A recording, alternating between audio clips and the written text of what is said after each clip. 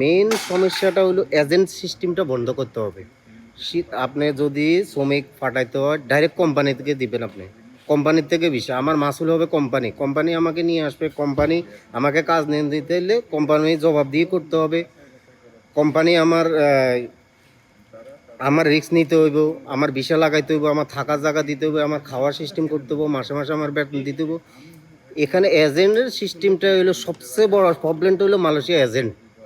সবচেয়ে বড় সমস্যাটা হলো এজেন্ট। এজেন্ট লোক নিয়ে আসে, এরপরে দিই একটা কোম্পানি যদিও কাজ দেয় একটা কোম্পানিতে দেয়, কোম্পানির থেকে 100 টাকা করে হাজিরা নিতেছে, 8 ঘন্টা ডিউটি করাইয়া আর 100 টাকা করে এজেন্ট নিতেছে। আমাকে দিতেছে কত, 50 টাকা।